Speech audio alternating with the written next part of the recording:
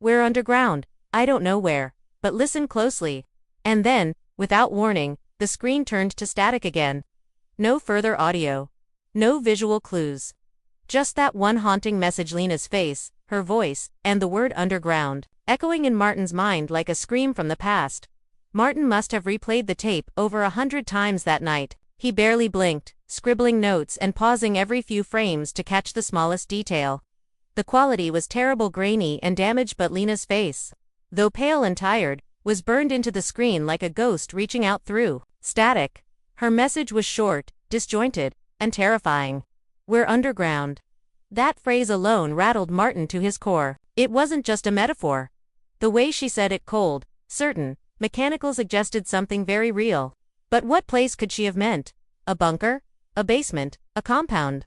The footage had a haunting silence to it, no background music, no ambient sound except for a barely audible hum, like a generator running in the distance. Martin turned the volume all the way up and heard what sounded like footsteps, slow and heavy, just beyond the room Lena sat in.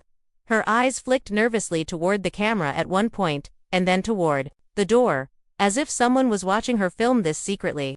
He noticed her whispering her words instead of speaking aloud. This wasn't a casual recording. It was a cry for help, delivered under constant threat. In the background, Martin spotted subtle details he had missed at first. On the wall behind Lena, there was a calendar, faded and worn, with red X's scratched over random dates in no clear order.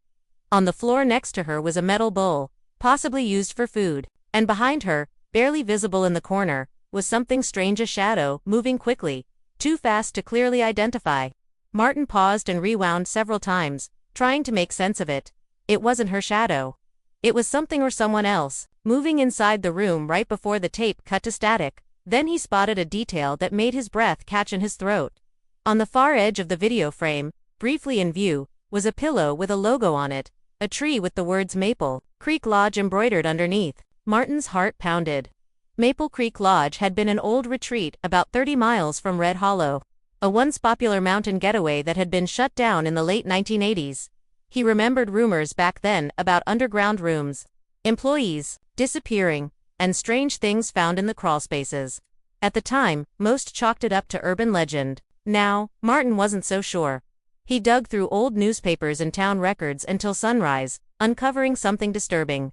The lodge had been raided by health inspectors in 1988, shortly after Lena's disappearance, due to code violations and alleged reports of illegal confinement. Nothing was